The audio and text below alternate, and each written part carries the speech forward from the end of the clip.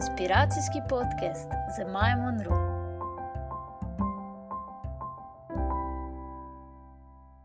Dragi poslušalci, sledilci in gledalci Fine podcasta, spet se javljamo iz karantene in tokrat je z mano prav poseben umetnik, režiser in tudi igralec Matjaž Latin. Matjaž, pozdravljen. Zdravo, lep pozdrav tebi in vsem. Matjaž, povej, kako se ti držiš v tej karanteni? Kako to v bistvu vpliva in na tvoje življenje in v bistvu tudi na tvoje delo? Ja, kako vpliva na moje delo? V bistvu tako, da če povem, sem z delom na eni predstavi, torej z eno režijo prekinil. To je bilo že v marcu, tam, ko so se te ukrepi poostrili. Režiral sem v Zadru, ravno sem začel z vajami, 2 tedna sem imel bralne vaje in ravno smo lepo zaorali. Ko smo dobili, seveda, tako kot tudi v vseh ostalih gledališčih, ne samo pri nas, ampak povsod po svetu, pač te nove prepovedi, te uredbe, in sem lepo spakiral in se vrnil v Maribor. Nekako je bilo jasno, da ne bomo tako hitro začeli, nadaljevali, in pol sem seveda moral preklopiti na en drug način življenja. Da bi mi bilo dolg čas, to ne morem reči. Bom rekel, da mi je nekaj časa celo ta ustavitev, ta deloma celo mi je to imponiralo. Zdaj, ko pa se to že nekaj časa vleče, pa seveda se postavljajo tudi druga vprašanja. Kako dolgo bo še to? Predvsem to, nekaj stvari že vemo, da se zdaj sproščajo, ampak kako bo pa z mojim poslom nadalje in tudi potem, ko recimo, da bomo mogoče pogojno lahko začeli delati, kako bo to izgledalo in na kak način bomo delali, kaj bomo delali. Seveda ena stvar je jasno, da ta stvar preživetja, druga pa seveda ta naš način življenja. Kaj bo to odprlo, to pa je zdaj druga zadeva. Vprašanje je, kaj nas bo pričakalo v bistvu po vsem tem. Ampak tako kot si rekel, na začetku je kar malo pasalo, je kar bilo nek zanimiv preklop na tisto pavzo, ki smo si vsi v bistvu obljubljali samo, ampak je nismo nikoli resničili, ker je bilo to pa to pa to.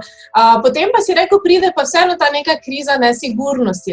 Zdaj je ta kriza mogoče drugačna kot kdaj prej v življenju, ker ti si zdaj v bistvu v tem poslu že več kot 25-30 let, nekje približno. In sigurno v tem času so vzponi in padci pri tem poklicu zagotovo v tebi noter bili. Ampak če bi zdaj to krizo, kjer si pač nekako prisiljen se ustaviti in čakati na to, da se bodo stvari razvile, bi jo lahko to krizo primerjal tudi s kakšno prej in kak si se recimo s tem soočil kdaj prej, recimo, da si hitno spet gor? To je popolnoma druge vrste kriza. Se pravim, ena stvar je, ena od teh stvari je ta, ker čutiš večjo povezanost tudi z ostalimi ljudmi, torej smo vsi skupaj. Včasih, če sem čutil krizo, ker recimo, kot si prej rekla, ko so kakšni izpadi dela ali padci ali karkoli, to se lahko zgodi celo v obdobjih, ko se ti zdi, da si ravno kaj zelo dobrega naredil. Se ti zdi, da si recimo imel za sabo dobro sezono ali pa ne samo eno predstavo, ampak lahko celo 2-3 zaporedoma, torej si imel občutek, da si v formi oziroma da ti je ratalo nekaj, seveda to ni vedno odvisno samo od tebe, ampak tudi od drugih ljudi, ker to je kolektivno delo, s katerimi delaš, nazadnje tudi kako uspe neko gledališče, kjer delaš, prodajati predstavo, kot mi temu pravimo, koliko se stvari poklopijo, in se zgodi, da včasih imaš občutek, da so se ti zadeve odprle, potem pa enostavno že naslednje leto ni dela, dovolj, ali pa niso pravi projekti. Jaz recimo sem skozi svoje življenje delo marsikaj, nisem se osredotočil samo na en model dela, ampak sem, prej si omenila, tudi občasno tudi kaj igral, čeprav včasih, kot recimo v mladosti ali pa v otroštvu, sem celo mislil, da me to najbolj zanima, potem sem pa nekako presedlal zaradi raznih okoliščin življenjskih na režijo, ampak se pravim, ne ukvarjam se samo z gledališko režijo ali pa samo žanrsko z enimi stvarmi, ampak sem delal marsikaj v življenju, tudi mentorsko delo in tako naprej, tako da se pol nekako znajdeš. Ne. Je pa res zanimivo to, no, da če se malo vrnem, včasih te malo pograbi panika, ampak nekako se potem splavaš, ne. So boljši, slabši časi, zdaj pa se mi zdi, da prvo smo vsi skupaj, druga stvar pa je ta, da ne vem, kaj se bo dogajalo na splošno z našo dejavnostjo. Ne. Pa ne zdaj v naslednjem mesecu, 2, ampak tudi potem, ko se bomo recimo da vrnili iz te samoizolacije. Ja, ampak če se zdaj mogoče malo vrnemo recimo nazaj pri tebi, ne? Ti si vedno vedel, da bi rad mislim, rekel si, da te najprej igra zanimala, ampak si vedno vedel, da se boš živel v tej vodi, se pravi performance, ustvarjanje nekih zgodb, te je to vedno zanimalo, si vedno vedel, ali je to s časoma prišlo pri tebi? To je prišlo, recimo tako, to je prišlo postopoma, ne. V osnovni šoli sem, če tako povem, so me pravzaprav moje sošolke nekako zvlekle v dramski krožek, kar je bilo že pravzaprav zelo presodno, zato ker ta krožek sta vodila moja draga mentorca in učiteljica zemljepisa Milka Partlič in pa njen mož Tone Partlič, ki je bil zelo, zelo pogosto pri nas in on je meni pravzaprav navdušil za gledališče. Pol moram omeniti tudi žal že pokojnega Tomaža Pandurja, ki me je iniciral na nek način v to, da sem že v 3. razredu, v katerem igral v njegovi takrat bil gimnazist še predstavi, to me je tudi takrat zelo pritegnilo. In pol v srednji šoli pa sem nadaljeval s tem, kar to je bil moj nekak hobi, sem že malo razmišljal, da bi šel tudi to študirati. In pol pa je na srečo takrat Vili Ravnjak vodil dramski studio, to še v okviru, mislim, da takrat bil to Dom ustvarjalnosti in pa SNG-ja. In to smo imeli res na visokem nivoju ta krožek, tam pa je bil tudi za režiserje seminar in sem takrat se začel navduševati tudi za režijo. Sem prvo predstavo zrežiral v srednji šoli. To bilo to. In potem si pač sledil v bistvu temu vzgibu, temu nekemu drive znotraj, da je pač to, kar hočeš delati. Ne. Si pa tudi v tej svoji karieri skozi nekako jadraš med Zagrebom, torej med Hrvaško, Maribor, Ljubljana, tako nisi nikoli tak zares na enem mestu, ne? Ne, to itak v našem poslu je skoraj da nemogoče. Recimo, no, če bi živel v Ljubljani, tam je absolutno največ možnosti za delo, s katerim se jaz ukvarjam. Jaz pa sem študiral v Zagrebu.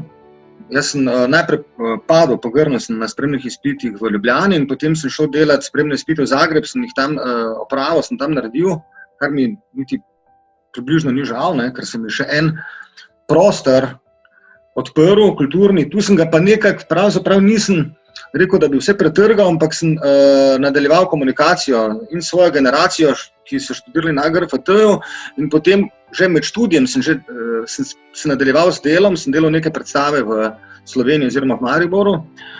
Potem pa sem na srečo dobil, res na srečo, ker to ni čisto samoumevno, zelo hitro ponudbe tudi v Sloveniji, še nisem niti diplomiral in mi je ravno prej omenjeni Tomaž Pandur omogočil, da sem še kot študent že režiral v leta 1996 v Mariboru, v profesionalnem teatru svojo prvo profesionalno režijo, s katero sem tudi diplomiral. In potem sem zelo hitro dobil tudi v Ljubljani delo, tako da se mi je kar hitro nekako odprlo. Ne. Bolj sem pa delal po teh teatrih, no, po celi Sloveniji. In šele čez čas so me spet povabili na Hrvaško in sem pol delal tudi kar v nekaj gledališčih tudi tam. Ne. Ja. Jaz sem v bistvu prebrala tudi pri tebi, da so ti všeč naturni nastopi in tudi meni je to bilo tako všeč. Ne? Se pravi, pri tvojih predstavah skušaš nekako pripeljati zgodbe iz vsakodnevnega življenja na oder, se pravi, da potem gledalci lahko nekako doživijo čim bolj realno, ne? Te zgodbe nastopajočih in jih potem tudi doživijo ali pa opazijo tudi zunaj na cesti. Ne? Mene življenje zelo inspirira, ja, to je res. Mene te čisto vsakdanje zgodbe, ljudje, ki živijo okrog mene, mogoče sem tudi ves čas zelo bil nagnjen k temu, k opazovanju življenja okrog mene. Ne. Torej, to ne pomeni, da me neke te velike zgodbe, večne teme ne zanimajo, ne. Ampak bi rekel, da sem jaz bolj ta socialen človek, ne, ki me zanimajo tudi ti mali ljudje, ki so včasih, mislim, to se mi zdi, da včasih tudi krivično rečeno, zato ker ti ljudje imajo velike zgodbe, ne. Zelo zanimive zgodbe, ne. Mogoče pač niso po nekih teh kriterijih neki junaki, ne, niso kralji, v katerih se je pač ogromno dramatike, ki se klasike, ne, ki se ukvarja s temi nekimi bolj velikimi zgodbami. Mene pa zanimajo te ljudje in sem veliko delal tudi to, kar pa ne pomeni, da me ostale stvari, pa neki tudi večji pa klasični teksti ne zanimajo. Ene druge zgodbe, ene druge teme se ukvarjajo s človeškimi arhetipi, z večnimi temami in me seveda tudi to zanimajo. Ampak čutiš to tudi kot neko poslanstvo, recimo, da skozi svoj poklic nekako prenašaš te zgodbe malih ljudi, kot si rekel, na oder. Čutiš to kot poslanstvo ali ti je to samo zanimivo kot tema, naprimer?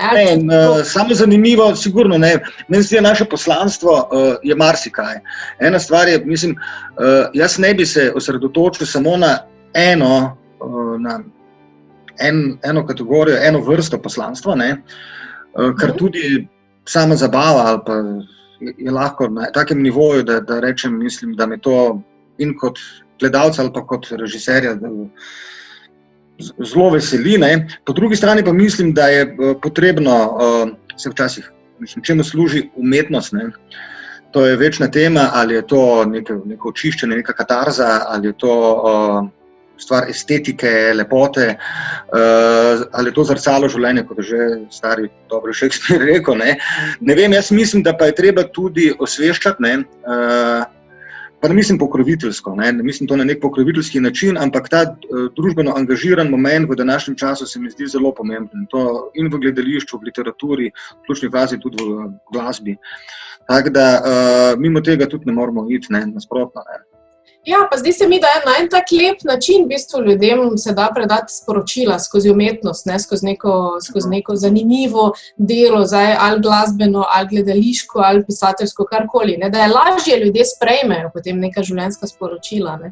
Sigurno, to sigurno in mislim, da gledališče ima to, mislim, pri literaturi recimo smo v nekem intimnem razmerju, ne, si sam s knjigo, ne. Jaz sicer obožujem branje, obožujem to, ampak po drugi strani se mi pa zdi, da gledališče pa spodbuja neko drugo komunikacijo, ne, ki je zelo specifična, tudi zelo drugačna kot smo v kinu ali kjerkoli in to je to, da je uživo, ne, in zato se te predstave, tudi ena in ista predstava, ko mi recimo, jaz režiram predstavo, se zgodi premiera, ne samo to, da se predstava uigra, kot mi temu rečemo, od vsake druge publike je pač tudi odvisno, kako ta predstava komunicira, kako diha, ne. Tako da, ja, to je pač ta bistvena stvar gledališča in to mi je tudi pri teatru zelo, mislim, pomembna, ena od najpomembnejših stvari, ne. Drugače v letu 2002 si izdal tudi svoj filmski prvenec, ne, Kleščar. Ja, režijski, ja. Zdaj, koliko sem jaz pač, nisem ga še pogledala, priznam, ga bom, ampak v bistvu on kot glavni igralec kandidira za predsednika in njegove te vrednote, ki jih promovira, so za več ljubezni, prijateljstva in razumevanja. Se mi zdi, da je to na nek način tudi ta nek tvoja želja, v bistvu, da bi predal ljudem? Kar se tiče tega filma ja, jaz bi tako povedal, to je lik, ki je v tem glavni lik, ki ga odlično igra moj prijatelj Aljoša Trnovšek. To je nastalo v bistvu skozi eno monodramo oziroma monokomedijo Kleščar, ki pa je že pred tem filmom, mislim, da 2 leti ali 3 prej smo imeli premiero v mariborskem KGB-ju. Rok Vilčnik je napisal tekst. Midva sva potem z Aljošo to še malo, pravim, to zgodbo razširila iz tega teksta in potem je ta lik živel in na filmu v tem igrano-dokumentarnem filmu, potem v oddajah na nacionalni televiziji, pol tudi v spletni nadaljevanki, Crvena knjiga se je zdala, ta lik se konstantno vrača. Ne? In seveda, ne, tudi zdaj, o tem sem že veliko povedal, ne vem sploh, kje bi začel, kaj bi rekel, ampak se mi zdi vedno aktualen, no? Vedno aktualen, posebej pa v določenih trenutkih, zdi se mi, da zdaj bi spet bila recimo možnost, da bi se Dušan Vavkotič Dule, torej Kleščar, spet pojavil in spet kaj komentiral v imenu ljudstva. Recimo v imenu ljudstva, v imenu enega povprečneža, enega človeka socialnega dna, ne, ki se mi zdi, da so ti ljudje nek lakmusov papir, preko katerega lahko gledamo širše, v bistvu, kaj se dogaja družbeno in seveda tudi politično. Ne. Čeprav deluje v bistvu na en način en tak pravzaprav primitivec, en vulgaren lik, ki govori neke zadeve, ki so pač lahko enim ljudem zgolj samo smešne, in mislim, da je to treba pogledati malo od strani, ne. Da to je samo eno sredstvo, ki absolutno ne služi zgolj nekemu razvedrilu ali pa temu, da bi govoril, seveda se lahko tudi nasmejimo, ne, najprej, ampak mislim, da vse več kot to mi nikoli ni bil namen, da bi zgolj zabaval s tem likom. Ne, vseeno je pač ta neka globina zadaj, ne, se tudi, ko rečemo, pač beseda ljubezen zveni v prvem momentu klišejsko ali pa zlizano, ne, ampak na koncu pa ugotavljamo, da v bistvu ljubezen ima zelo globoke pomene, ne, in da je vse prej kot pa nepotrebno, zdaj sploh v teh časih, ne. Kaj bi ti rekel, da je kot neko sporočilo ljudem, da kaj je tisto, kar morajo zdaj v tem trenutku vedeti? Jaz ne vem, kaj morajo vedeti. Ena stvar je, da jaz upam, da so ljudje se v tem času, ko zadeve ustavljene, da so tudi malo več premišljevali svojo glavo, mogoče se pogovarjali sami s sabo, pa še s kom ob sebi, ali doma, ali na sprehodih, kamor so pač lahko šli. Ne. In predvsem, da bi ljudi to v tej neki za začetek tej potrošniški naravi, mentaliteti, da jih je malo ostalo, ne, jaz ne vem, nisem prepričan to čisto, in pa da bi malo razmislili, zakaj je do tega tudi prišlo, ne mislim samo do same epidemije virusa, ampak vidijo, kakšni ukrepi se v bistvu vzpostavljajo ob tem in kaj se dogaja okrog njih, mislim, kakšna družba je, ne. Kam je neoliberalni kapitalizem pripeljal, to tudi zveni zlizano, ampak je dejstvo. Ampak pred kratkim sem gledal tudi en dokumentarec o revščini v Ameriki in ko vidim, kaj se je tam zdaj dogajalo pod Trumpom, ne, in da še veliko ljudi v najbolj ogroženih predelih želi ponovno, ne, njega voliti, pol se v bistvu zgrozim, ne, in mislim, da tudi ti ljudje, ki imajo pač taka stališča, ali tako, po mojem mnenju, ne, zamegljen pogled, da pač so določene te elite jim uspele toliko prati možgane, ne, toliko jih prestrašiti, dajmo temu reči, da se bojo še nadalje tako odločali in podpirali avtoritarne režime in pa seveda sistem, ki spodbuja ekstremne socialne razlike, torej socialno nepravičnost, vse vemo, kaj to pomeni, in zatira določene skupine ljudi, predvsem te, ki razmišljajo, intelektualce. To, kar pa delamo v bistvu samemu planetu, pa je itak spet zelo druga zgodba, ki pa je vseeno zelo pomembna. Stvari za prihodnje, ko pa je v bistvu so pa ekološka vprašanja. No, ampak v bistvu vseeno smo pa vrženi v to, ne, vsak posameznik, tudi mene recimo ful to motijo te neke stvari, istočasno se počutim nemočna, po drugi strani pa razmišljam, da v bistvu je to neka priložnost, tako kot si rekel, da se vsedeš sam s sabo in se malo pogovoriš, oziroma da najdeš kljub vsej situaciji neko motivacijo v sebi, ne.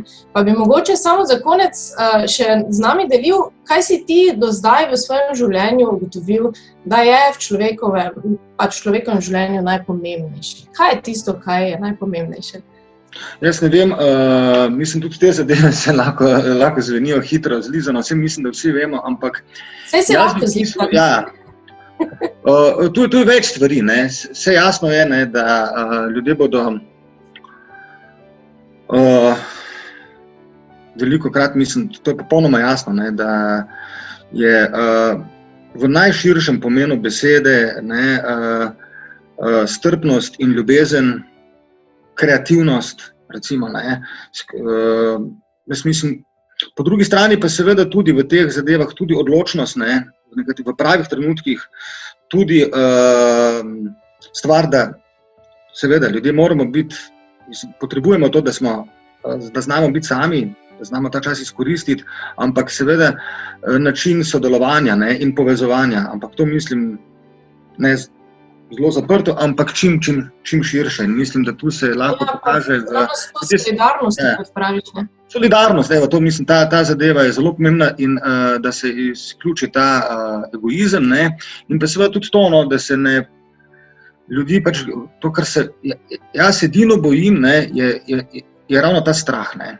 Ravno ta strah, ta prestrašenost, ta zblojenost korata, ko vidim, da tudi pri ljudeh, ki se mi zdijo, ne, in ta pretirana naivnost, ne, ko požrejo vsako novico, ki jo dobijo recimo ali preko medijev, takšnih ali drugačnih, ali pa v bistvu preko spleta ali česarkoli, in pol so čisto nori in vse vidimo, mislim, da pol se pa ljudem zrola, ne.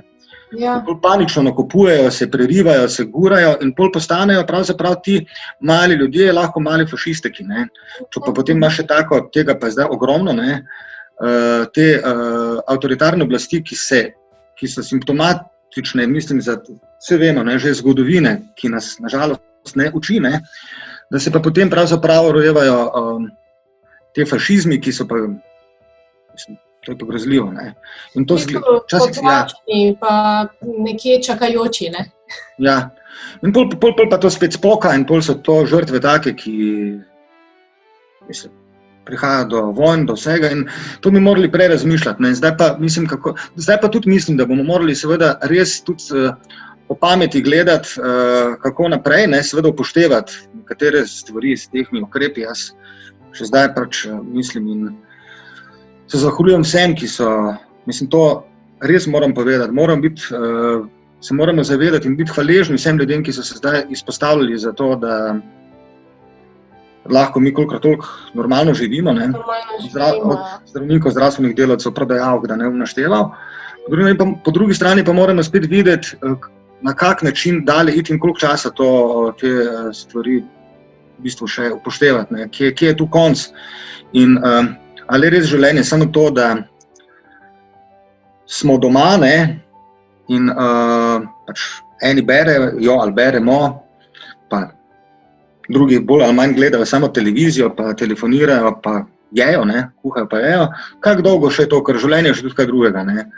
Ja, ni naravno, definitivno ni naravno in ni na dolgi rok to neka dobra stvar. Vseeno pa mogoče lahko zaključimo na način, da v bistvu je to priložnost za to, da, tako kot si rekel, smo sami s sabo, torej, dragi poslušalci in gledalci Fajn podcasta, bodite sami s sabo, vzamete si čas, ne pred televizijo, torej ne z možgani na off, ampak z možgani na on, se pravi, in pogledajte vase in najdite pač vseeno inspiracijo in če ne druga v ljudeh, ki zdaj, tako kot je rekel Matjaž, skrbijo za to, da mi vseeno normalno živimo, se pravi, vseeno na eni strani gre življenje, ne poteka življenje, na drugi strani se je ustavilo in zdaj tu nekje vmes najti vseeno inspiracijo za to, da smo in da se zagledamo vase. Ne? Jaz bi tako recimo rekla. Točno tako. Se popolnoma strinjam s tabo, Maja. Evo, to je to. Ok, hvala Matjaž danes, da si bil. Hvala. Želim ti uspešno, takoj, ko se začne naprej, bomo definitivno na vezi, da vidimo, kako bo sploh šlo naprej, kar bo šlo naprej. Se slišimo, ja. Hvala tebi za povabilo, bilo mi je fajn se pogovarjati s tabo, tako da se slišimo, fajn preživite te dneve, pa potem upam, da bomo se tudi v normalno življenje vrnili, ne? Ja. S čim manj stresa, ampak seveda z nekimi spoznanji in da bo šlo na nek pozitiven način potem tudi drugače. Jaz upam, da kolikor se bo dalo. Tako, hvala, fajn gledalci, poslušalci, sledilci, da ste sledili in gledali tale fajn podcast. Še več jih najdete na našem YouTube kanalu. In še enkrat hvala tebi, Matjaž, da si bil z mano. Želim ti še naprej lep karantenski dan. Hvala, tebi tudi. Čau, adijo.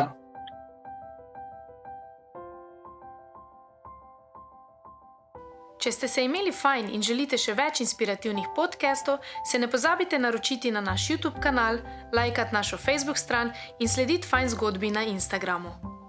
Bodite fajn, vsak trenutek v dnevu.